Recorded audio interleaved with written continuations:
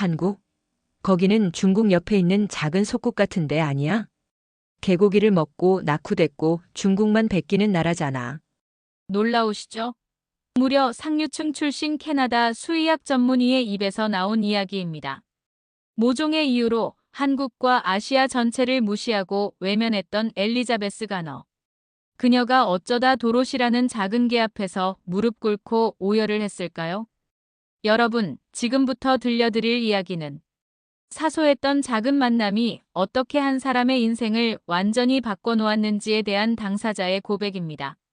이 이야기가 끝날 때쯤 여러분은 한국이라는 나라 그리고 진돗개에 대해 완전히 다시 생각하게 될 겁니다.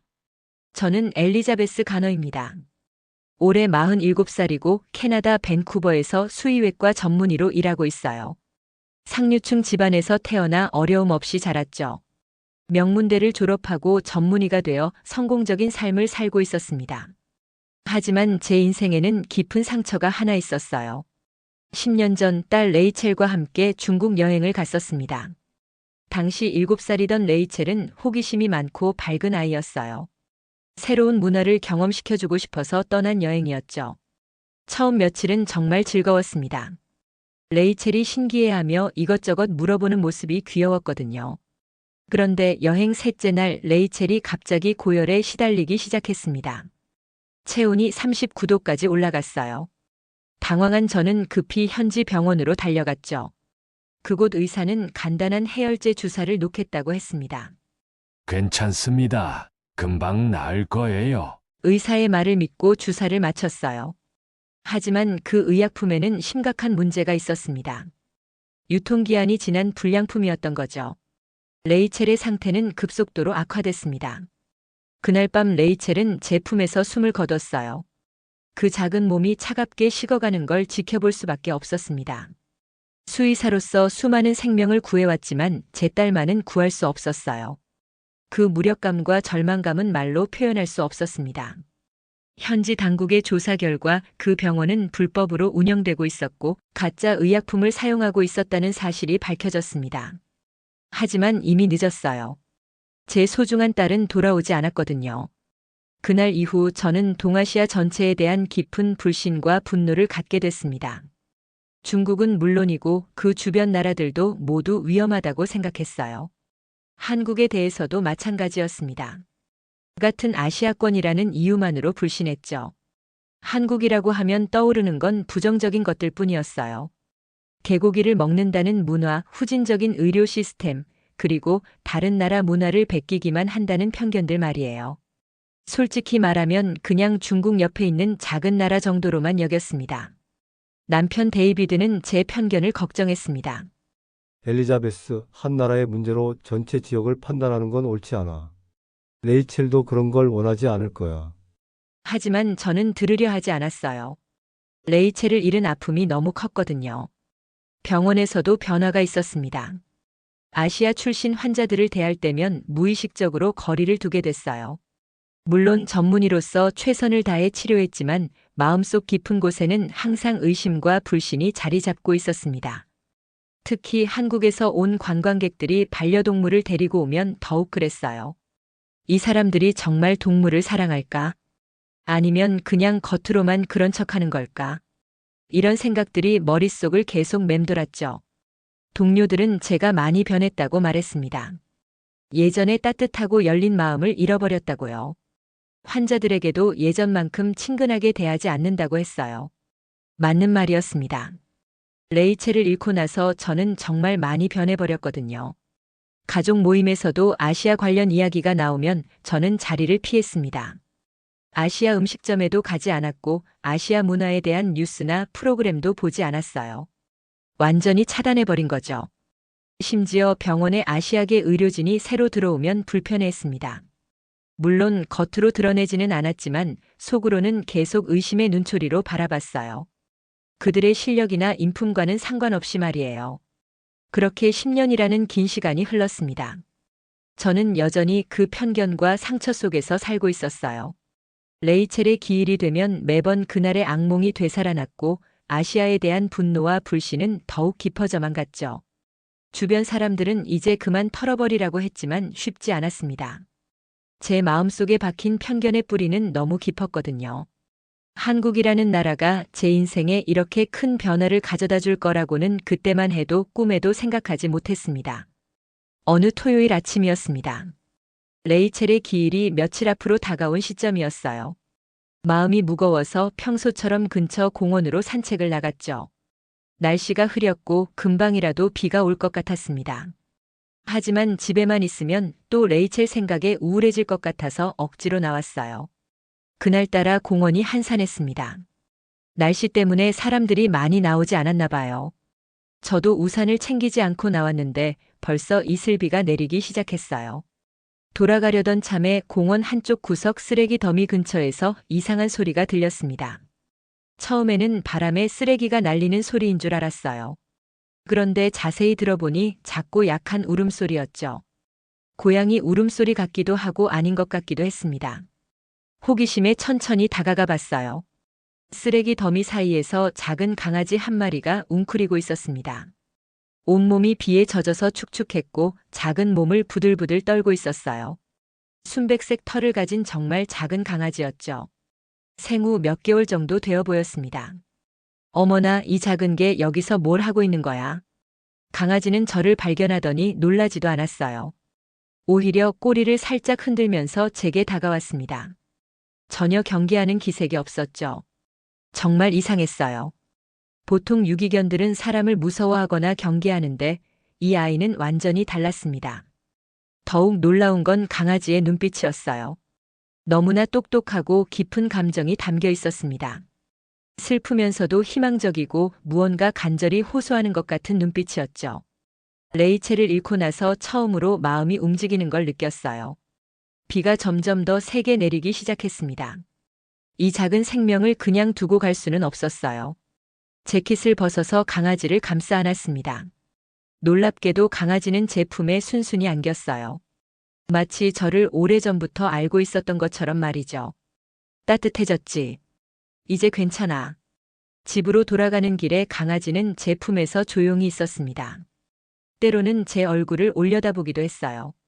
그 시선에는 감사와 신뢰가 담겨 있었습니다. 정말 신기한 아이였어요. 데이비드, 이 아이 좀 봐. 집에 도착해서 남편에게 보여줬습니다. 데이비드는 정말 놀라더군요. 어디서 데려온 거야? 정말 예쁘네. 그런데 이 아이 뭔가 범상치 않아 보여. 저도 같은 생각이었어요. 일단 따뜻한 목욕을 시켜줬습니다. 미지근한 물에 조심스럽게 몸을 담그니 강아지가 시원해하는 것 같았어요. 목욕을 시키고 나니 더욱 아름다운 모습이 드러났습니다. 순백색 털이 정말 고왔고 체구도 작지만 균형이 잘 잡혀 있었어요. 털을 말려주면서 보니 정말 똑똑해 보였습니다. 사람 말을 알아듣는 것 같았고 행동 하나하나가 신중했어요. 보통 강아지들처럼 들뜨거나 산만하지 않았습니다. 차분하면서도 영리한 느낌이었죠. 이 아이 이름을 뭐라고 할까? 데이비드가 물었어요. 그때 강아지 목에 뭔가 걸려있는 게 보였습니다. 털에 가려져서 잘 안 보였던 작은 펜던트였어요. 은으로 만들어진 것 같았는데 꽤 정교하게 제작된 것 같았습니다. 펜던트를 자세히 살펴봤어요. 동그란 음판 안쪽에 작은 글자가 하나 새겨져 있었습니다. 한자로 된 글자였는데 처음 보는 글자였어요. 충이라는 글자였죠. 뭔가 의미가 깊어 보였지만 정확한 뜻은 몰랐습니다. 이 글자가 뭘까? 데이비드가 펜던트를 들여다보더니 말했어요. 충성이라는 뜻이야. 대학 때 한자 수업을 들어봐서 조금 알아. 그러고 보니 데이비드가 동양학에 관심이 있었던 게 기억났어요. 충성이라니 정말 의미 깊은 이름이네.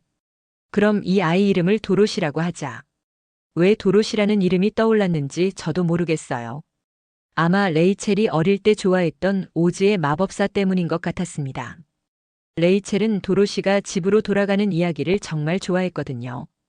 그날 밤 도로시는 제 침대 옆에 준비해준 작은 침대에서 잤습니다. 정말 오랜만에 평화로운 밤이었어요. 레이첼을 잃고 나서 처음으로 누군가를 보호하고 싶다는 마음이 들었습니다. 이 작은 생명이 제게 새로운 의미를 주는 것 같았어요. 펜던트는 조심스럽게 서랍에 넣어뒀습니다. 그냥 예쁜 장식품 정도로 생각했거든요. 그게 나중에 얼마나 중요한 단서가 될지, 그리고 제 인생을 완전히 바꿔놓을 열쇠가 될지는 그때는 전혀 상상도 못했습니다. 도로시와 함께한 지 일주일쯤 됐을 때였습니다. 도로시는 정말 빨리 적응했어요. 집안의 모든 공간을 기억하고 있었고 제 일과도 파악하고 있었습니다. 아침에 일어나면 제 침대 옆에서 조용히 기다리고 있었고 병원에 갈 시간이 되면 현관으로 따라와서 배웅해줬어요. 그런데 그날은 정말 끔찍한 하루였습니다. 오후 3시쯤이었나요? 데이비드가 시내 건설 현장에서 사고를 당했다는 급한 전화를 받았거든요. 현장 감독관의 목소리가 떨리고 있었어요.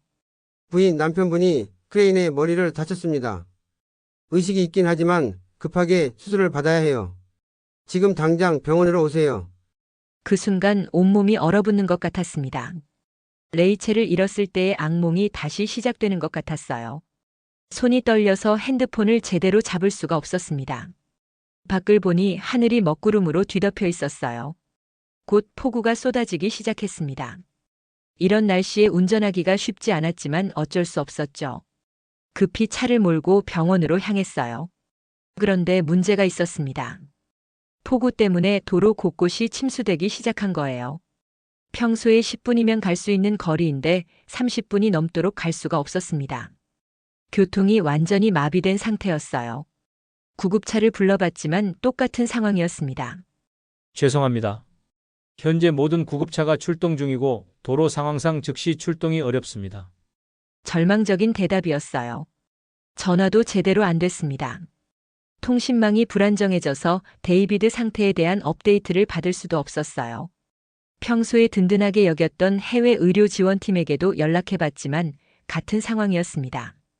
현재 기상 상황으로 인해 헬기 출동이 불가능하고 지상 교통편도 지연되고 있습니다. 그 순간 제가 얼마나 무력한 존재인지 뼈저리게 깨달았습니다. 의사라는 직업도 그동안 쌓아온 경제적 여유도 사회적 지위도 넓은 인맥도 이런 상황에서는 전혀 소용이 없었어요. 아무도 저를 도와줄 수 없었습니다. 레이첼을 잃었을 때와 똑같은 무력감이었어요. 그때도 제가 할 수 있는 건 아무것도 없었죠. 딸을 구하지 못했던 것처럼 이번에도 남편을 구하지 못할 것 같았습니다. 모든 걸 통제할 수 있다고 착각했는데 실제로는 아무것도 할 수 없었어요. 차 안에서 기다리면서 점점 절망에 빠져갔습니다. 왜 또 이런 일이 생기는 거야? 왜 내 주변 사람들은 계속 위험에 빠지는 거야? 내가 뭘 잘못했길래 이런 일들이 반복되는 거지? 결국 집으로 돌아올 수밖에 없었어요. 도로가 완전히 막혀서 더 이상 진전이 없었거든요. 집에 도착해서는 침대에 엎드려 처음으로 딸의 이름을 크게 불러봤습니다. 레이첼, 엄마가 또 누군가를 잃게 되는 건 아니겠지? 제발 아니라고 해줘. 목이 메어서 더 이상 말할 수 없었어요. 눈물이 쏟아져 나왔습니다. 10년 전 그날이 다시 떠올랐어요. 레이첼이 제 품에서 차갑게 식어갔던 그 끔찍한 순간 말이에요. 그때 도로시가 제 옆으로 조용히 다가왔습니다. 그리고 제 손을 부드럽게 핥기 시작했어요. 따뜻하고 부드러운 혀의 감촉이 느껴졌죠. 마치 제 슬픔을 모두 이해한다는 듯이 말이에요. 도로시야, 너도 나처럼 힘든 일을 겪어봤구나. 도로시의 눈을 들여다봤어요. 그 깊은 눈빛에는 저와 같은 슬픔이 담겨 있는 것 같았습니다. 이 아이도 분명 누군가를 잃어본 경험이 있을 거예요. 그래서 제 마음을 이토록 잘 이해하는 것 같았죠. 시간이 흘러도 상황은 전혀 나아지지 않았습니다. 비는 더욱 세게 내렸고 도로는 여전히 막혀 있었어요. 병원에서는 간간히 전화가 왔지만 데이비드의 상태에 대한 구체적인 정보는 얻을 수 없었습니다. 저는 완전히 절망의 구렁텅이에 빠져버렸어요. 제가 그동안 자랑스럽게 여겼던 모든 것들이 한순간에 무의미해졌습니다. 돈도 지위도 전문 지식도 사회적 연결망도 이런 절체절명의 순간에는 아무 도움이 되지 않았어요. 도로시만이 제 곁을 지켜줬습니다. 말없이 제 옆에 누워서 함께 기다려줬어요. 때로는 제 얼굴을 핥아주기도 하고 때로는 그냥 조용히 체온을 나눠주기도 했죠. 그 작은 존재감이 없었다면 저는 정말 완전히 무너져 버렸을 것 같습니다.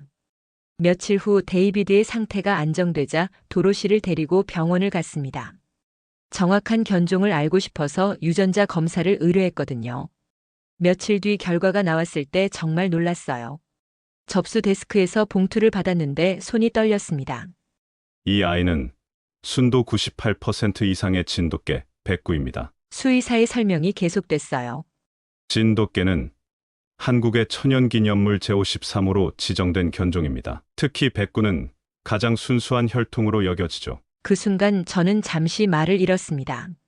한국이라는 단어가 나오는 순간 복잡한 감정이 물밀듯이 밀려왔어요. 제가 그렇게 편견을 가지고 있던 나라, 그렇게 멀리 하려고 했던 나라의 개를 키우고 있었다니. 천연기념물이라고요? 정말 그렇게 소중한 존재인가요? 네.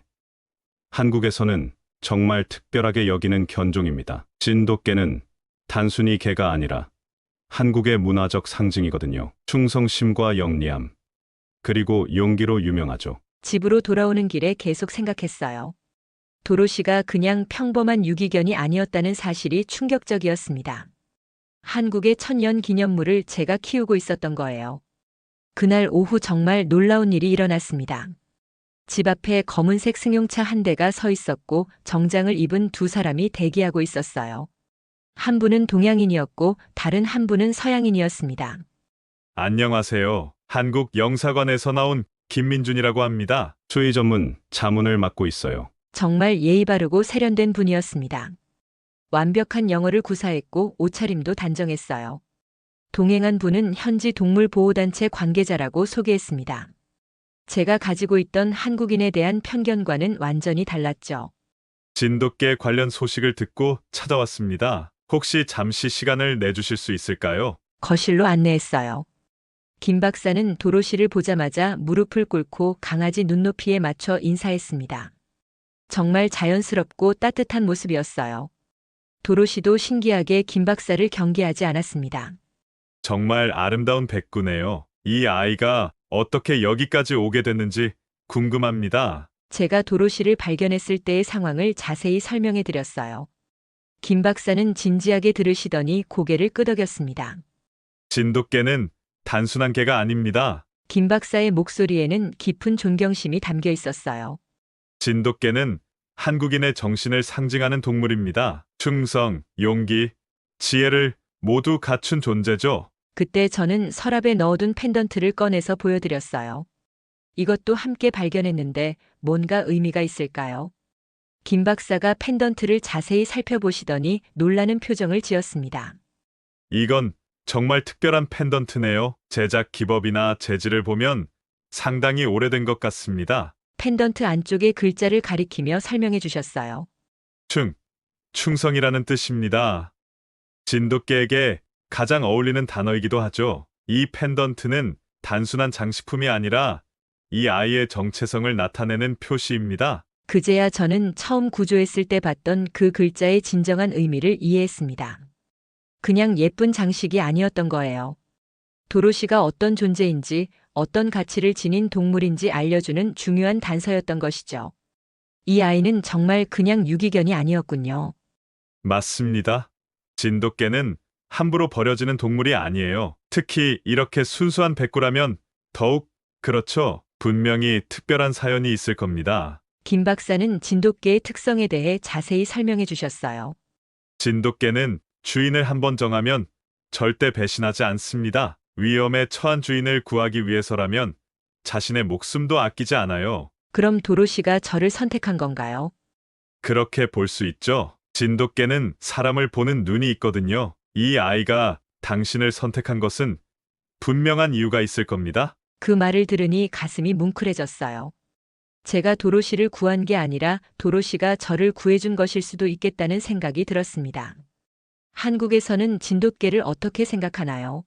가족보다 더 소중한 존재로 여깁니다. 단순히 애완동물이 아니라 인생의 동반자죠. 한국에는 진돗개가 주인을 구한 감동적인 이야기들이 수없이 많아요. 김 박사는 임진왜란 때 진돗개가 적군을 물리친 이야기, 6.25 전쟁 중 주인을 구하기 위해 목숨을 바친 진돗개들의 일화까지 들려주셨어요. 들으면 들을수록 놀라웠습니다. 그런 이야기들이 모두 실화인가요? 네. 모두 기록으로 남아있는 실제 이야기들입니다. 진돗개는 단순히 똑똑한 개가 아니라 한국인의 정신을 담고 있는 존재거든요. 김 박사가 떠나기 전에 작은 장비 하나를 건네주셨어요. 혹시 위급한 상황이 생기면 이걸 사용해 보세요. 한국은 위기 대응에 정말 진심입니다. 그 작은 장비를 받으며 저는 의아했어요. 하지만 김 박사의 진지한 표정을 보니 뭔가 중요한 것 같았습니다. 김 박사의 말을 들으니 도로시를 보는 시각이 완전히 달라졌습니다. 그냥 불쌍한 유기견이 아니라 깊은 역사와 의미를 가진 특별한 존재였던 거예요. 그리고 그런 도로시가 저를 선택해서 제 곁에 와준 것이었습니다. 제가 한국에 대해 가지고 있던 편견들도 하나씩 흔들리기 시작했어요. 김 박사 같은 분을 보니 한국 사람들이 제가 생각했던 것과 전혀 다르다는 걸 느꼈습니다. 그날 밤 또다시 폭우가 쏟아졌습니다. 데이비드는 병원에서 회복 중이었고 저는 집에서 도로시와 함께 있었어요. 오후부터 먹구름이 끼더니 저녁 무렵부터 본격적인 폭풍우가 시작됐습니다. 바람 소리가 정말 무서웠어요. 평소에는 이런 날씨에 도로시가 불안해했는데 그날은 달랐습니다. 갑자기 도로시가 이상한 행동을 하기 시작한 거예요. 계속 현관문 쪽을 보더니 불안해하며 왔다 갔다 했습니다. 도로시야, 왜 그래? 밖에 나가고 싶은 거야. 하지만 이런 날씨에 산책을 시킬 수는 없었어요. 그런데 도로시의 행동이 점점 이상해졌습니다. 현관문을 앞발로 긁기 시작했어요. 평소에는 전혀 하지 않던 행동이었죠. 도로시는 제 얼굴을 보더니 현관문을 보고 다시 제 얼굴을 보고를 반복했어요. 마치 뭔가 급한 일이 있다고 말하는 것 같았습니다. 그 눈빛이 너무 간절했어요. 정말 나가야 하는 거야. 도로시는 꼬리를 흔들며 더욱 간절하게 문을 긁었습니다. 그 모습이 너무 절실해서 결국 우산과 손전등을 챙기고 밖으로 나가기로 했어요. 김 박사가 했던 말이 떠올랐거든요. 진돗개는 특별한 직감이 있다고 했잖아요. 문을 열자마자 도로시가 먼저 뛰어나갔어요. 저는 급히 우산을 쓰고 따라갔죠. 도로시는 제가 따라오는 걸 확인하고는 어딘가로 일직선으로 뛰어갔습니다. 목적지가 분명한 것 같았어요. 공원을 지나 산속으로 들어가는 길이었습니다. 평소에는 가지 않던 길이었죠. 도로시는 전혀 망설이지 않고 계속 앞으로 갔어요. 비와 바람이 심했지만 멈추지 않았습니다. 도로시야, 어디로 가는 거야? 너무 위험해. 하지만 도로시는 뒤돌아보지도 않고 계속 앞으로 갔어요. 저는 힘들었지만 따라갔습니다. 뭔가 정말 중요한 일이 있을 것 같았거든요. 김 박사의 말이 계속 머릿속을 맴돌았어요. 15분 정도 걸었을까요? 갑자기 도로시가 멈춰서 크게 짖기 시작했습니다. 그 방향을 보니 정말 놀라운 광경이 펼쳐져 있었어요. 산사태로 길이 완전히 막힌 곳에 승용차 한 대가 완전히 고립되어 있었습니다. 차 안에는 노부부가 타고 있었어요. 할아버지가 창문을 두드리며 도움을 요청하고 계셨습니다. 할머니는 의식을 잃은 것 같았어요. 정말 위급한 상황이었죠. 급히 핸드폰을 꺼내서 911에 신고하려고 했는데 문제가 있었습니다. 전혀 신호가 잡히지 않았어요. 산속이라 그런지 완전히 통신 두절 상태였습니다. 어떻게 해야 할지 막막했어요. 어떻게 하지? 구조대를 부를 수도 없고. 그때 문득 김 박사가 주고 간 작은 장비가 생각났습니다. 위급할 때 사용하라고 하며 주었던 거예요. 처음에는 그냥 예의상 받아뒀는데 이런 때 쓰는 거였나 봅니다. 다행히 가방에 넣어둔 게 있었어요. 한국은 위기 대응에 진심입니다. 김 박사가 했던 말이 떠올랐어요. 반신반의하면서 그 장비의 빨간 버튼을 눌렀습니다. 정말 이런 작은 기계가 도움이 될까 싶었죠. 하지만 다른 방법이 없었어요. 장비에서 짧은 신호음이 났고 작은 불빛이 깜빡이기 시작했습니다. 그게 제대로 작동하는 건지 확신할 수 없었어요. 하지만 기다릴 수밖에 없었습니다. 그런데 정말 놀라운 일이 일어났어요. 12분 만에 하늘에서 헬기 소리가 들리기 시작한 거예요.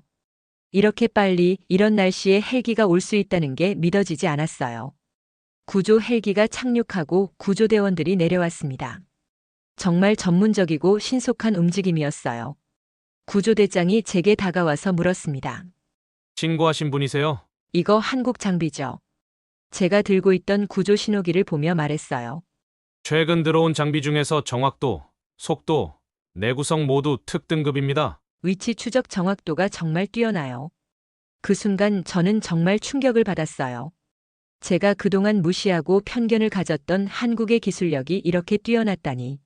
사람의 생명을 구하는데 이렇게 확실하고 신뢰할 만한 역할을 할 줄은 꿈에도 몰랐습니다. 구조 작업은 정말 신속하게 진행됐어요. 노부부는 다행히 큰 부상 없이 무사히 구조됐습니다. 특히 할머니도 의식을 회복하셨고요. 도로시가 아니었다면 이분들은 정말 큰 위험에 처했을 거예요. 구조대장이 말했습니다. 이 강아지가 없었다면 우리도 이곳을 찾지 못했을 겁니다. 정말 영리한 아이네요. 도로시는 구조 작업이 끝나자 제 옆에 조용히 앉아 있었어요.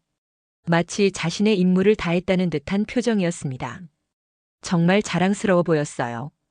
집으로 돌아오는 길에 도로시를 꼭 안고 눈물을 흘렸습니다. 도로시야, 정말 고마워. 너 때문에 두 분의 생명을 구할 수 있었어. 그리고 한국이라는 나라에 대해서도 완전히 다시 생각하게 됐습니다. 제가 얼마나 편견에 사로잡혀 있었는지, 얼마나 무지했는지 깨달았어요. 한국의 기술력과 진돗개의 능력, 모든 게 제 예상을 뛰어넘었습니다.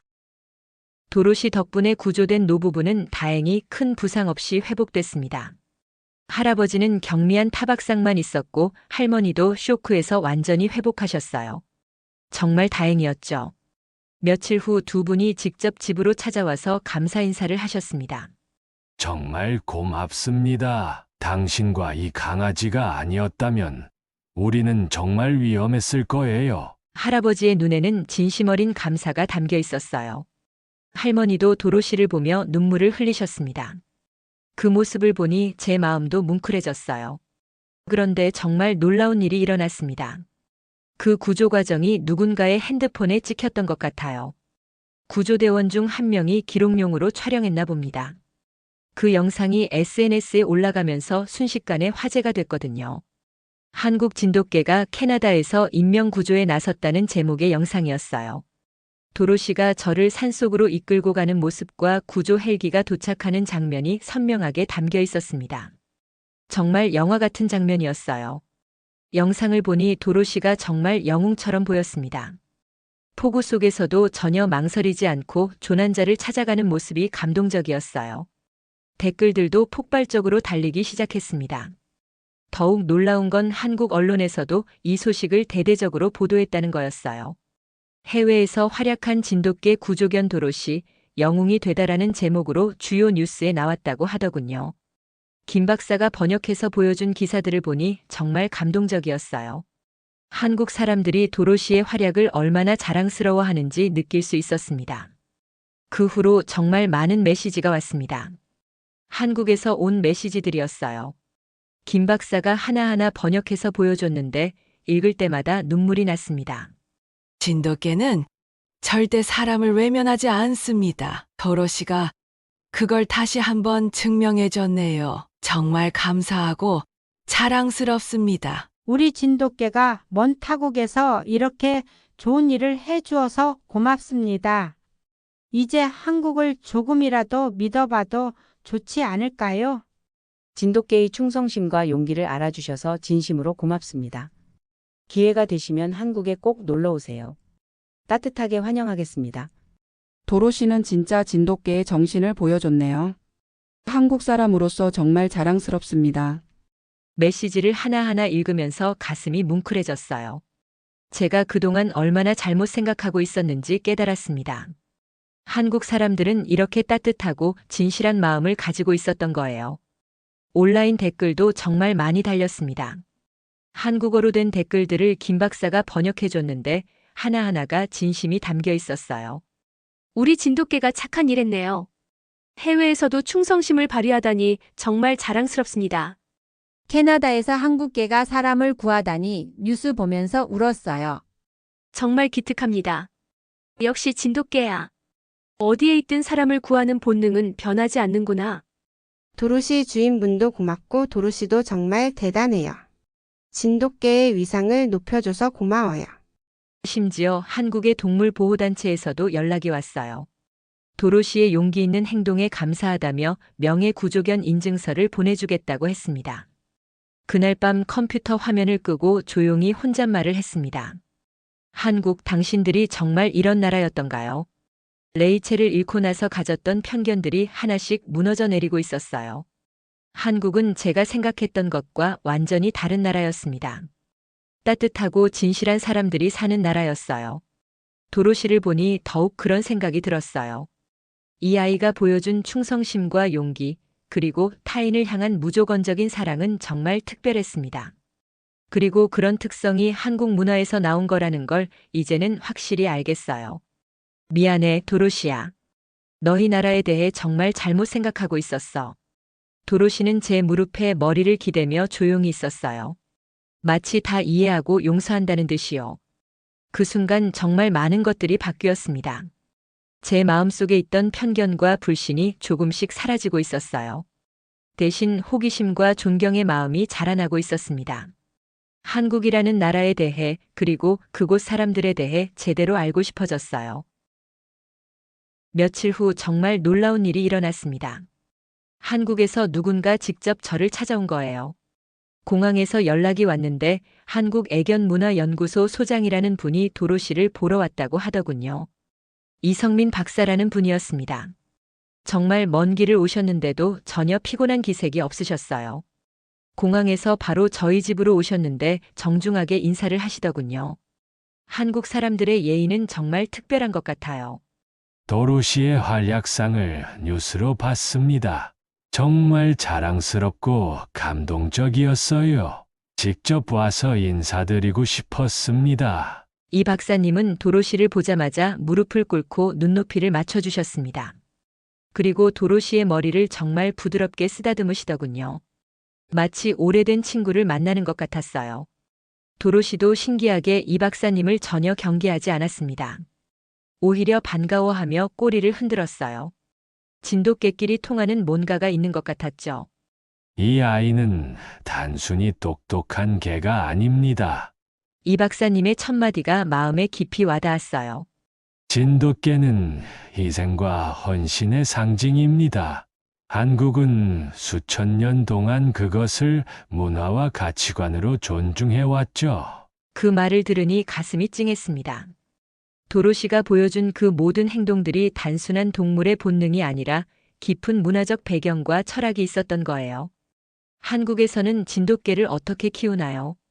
가족의 일원 이상으로 키웁니다. 하지만 단순히 애완동물이 아니라 인생의 동반자로 생각해요. 서로 의지하고 서로를 지키는 진정한 파트너 관계죠. 이 박사님은 진돗개의 역사와 문화적 의미에 대해 정말 자세히 설명해 주셨어요. 임진왜란 때 일본 군조차 감탄했다는 진돗개의 충성심, 6.25 전쟁 때 주인을 찾아 수백 킬로미터를 걸어온 진돗개들의 실화, 한국 전쟁 중에 주인과 헤어진 진돗개가 3년 동안 매일 같은 자리에서 주인을 기다렸다는 이야기, 집안에 불이 났을 때 아기를 안전한 곳으로 몰고 가서 구한 진돗개의 영웅담까지. 들으면 들을수록 감동적이었습니다. 그리고 부끄러웠어요. 제가 그동안 얼마나 무지하고 편견에 사로잡혀 있었는지 뼈저리게 깨달았거든요. 도로시가 그날 밤 노부부를 구한 것도 그런 본능 때문인가요? 맞습니다. 진돗개는 위험에 처한 사람을 절대 외면하지 않아요. 설령 그 사람이 자신의 주인이 아니더라도 말입니다. 이건 훈련으로 만들어지는 게 아니라 타고나는 거예요. 그 순간 정말 많은 생각이 들었습니다. 도로시가 저를 선택한 것도, 그날 밤 위험을 무릅쓰고 구조 작업을 도운 것도 모두 이런 숭고한 정신에서 나온 거였어요. 한국 사람들은 어떤 마음으로 진돗개를 대하나요? 진돗개는 우리에게 단순한 반려동물이 아닙니다. 삶의 철학을 가르쳐주는 스승이자 동반자예요. 진돗개를 통해 충성이 무엇인지, 희생이 무엇인지 배우죠. 이 박사님의 말씀을 듣고 있으니 눈물이 날 것 같았어요.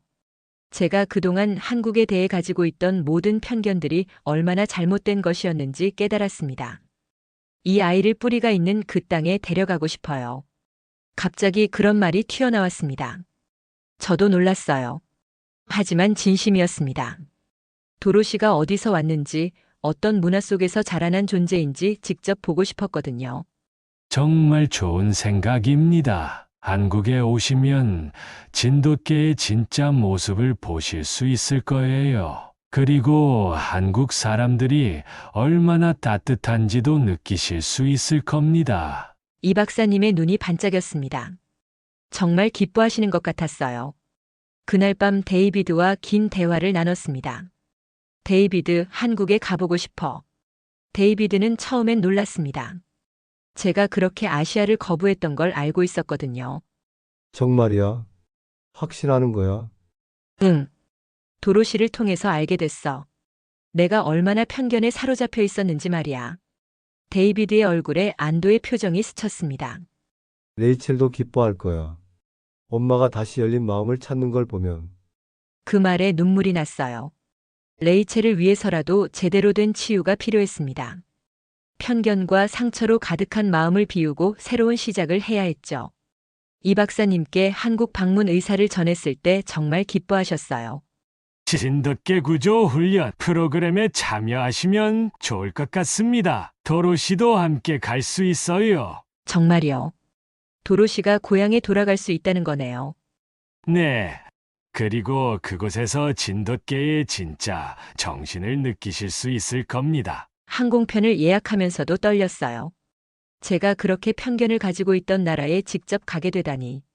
하지만 두려움보다는 기대감이 더 컸습니다. 도로시는 마치 모든 걸 아는 것처럼 꼬리를 흔들었어요. 집을 떠날 준비를 하는 저를 보며 행복해하는 것 같았죠. 도로시야, 내 고향에 가는 거야. 설레지. 그날 밤 레이첼 사진을 오랜만에 꺼내봤습니다.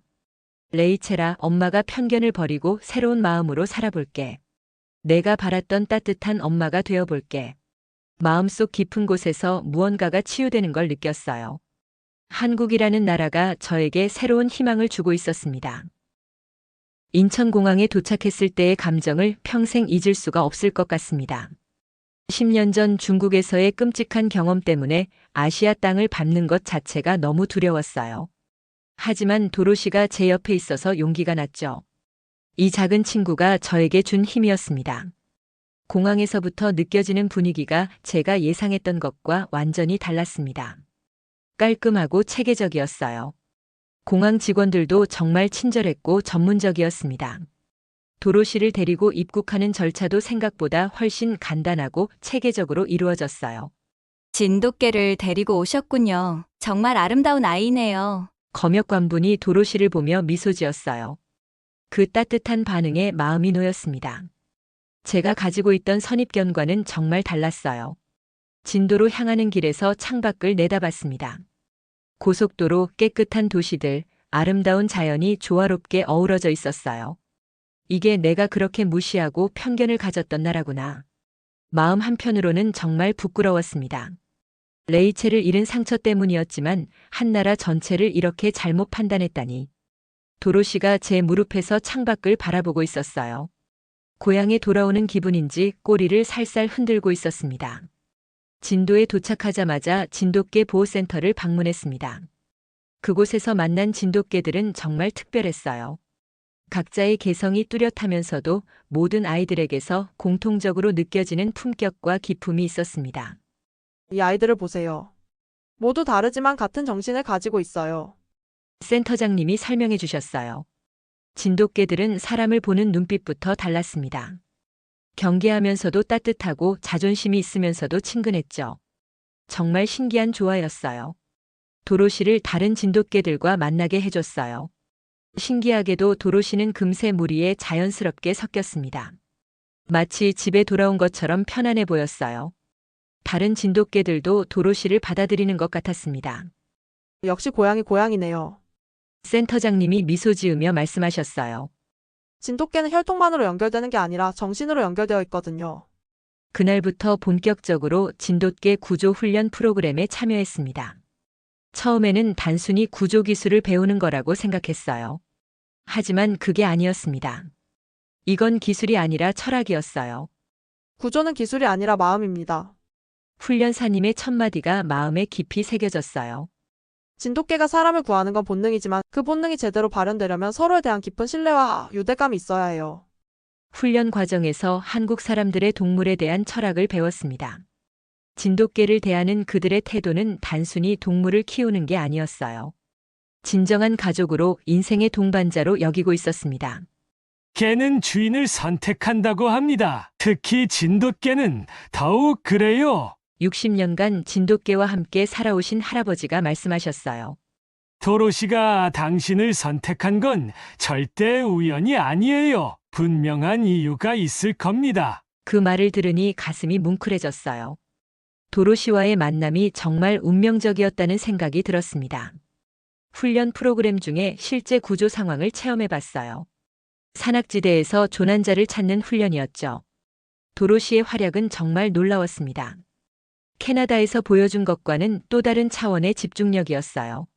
냄새를 맡고 길을 찾아가는 모습, 위험을 감지하는 직관력, 그리고 절대 포기하지 않는 끈기. 모든 게 완벽했습니다. 이게 바로 진돗개의 진짜 모습이었구나 싶었죠. 대단해, 도로시야. 훈련이 끝나고 도로시를 꼭 안아줬어요. 도로시도 정말 뿌듯해하는 것 같았습니다. 자신의 진짜 능력을 마음껏 발휘할 수 있어서 행복해 보였어요. 한국에 머무는 동안 정말 많은 사람들을 만났습니다. 수의사, 농부, 공무원, 학생들까지. 남녀노소를 불문하고 모든 사람들이 진돗개에 대해 특별한 애정과 자부심을 가지고 있었어요. 진돗개는 우리의 살아있는 역사예요. 한 대학생이 말했습니다. 힘들 때도 기쁠 때도 항상 우리 곁을 지켜준 친구들이거든요. 그 말을 들으니 한국 사람들이 왜 진돗개를 천연 기념물로 지정했는지 완전히 이해가 됐어요. 단순히 희귀한 동물이 아니라 문화적 상징이자 정신적 지주였던 거죠. 일주일간의 훈련이 끝나갈 무렵 진도 해변에서 도로시와 함께 석양을 바라봤습니다. 노을이 정말 아름다웠어요. 도로시는 파도 소리를 들으며 편안한 표정으로 앉아 있었습니다. 도로시야, 여기가 내 진짜 고향이구나. 그때 문득 깨달았어요. 제가 찾아온 건 도로시의 고향만이 아니었다는 걸. 제 마음의 고향, 제 영혼이 치유받을 수 있는 곳을 찾아온 거였습니다. 편견과 상처로 얼어붙었던 제 마음이 이곳에서 서서히 녹고 있었어요. 한국은 기술이 아니라 사람으로 감동을 주는 나라였어요.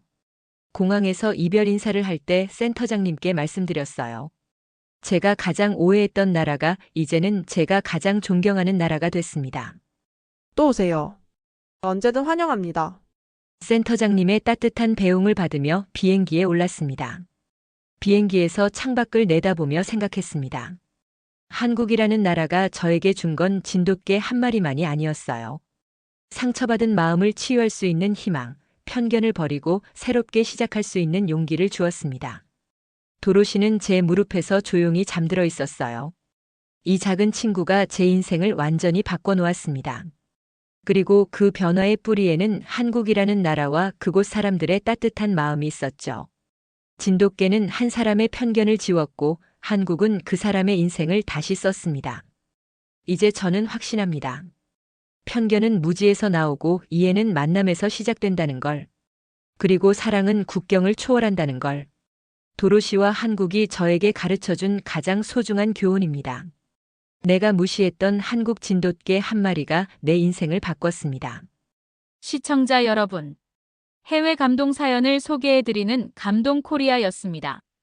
다음에도 한국의 자부심을 느낄 수 있는 감동스런 해외 사연을 소개해드리겠습니다. 재미있게 들으셨다면 구독과 좋아요 꼭 부탁드릴게요. 더욱 재미있는 스토리로 찾아오겠습니다. 다음에 꼭 만나요.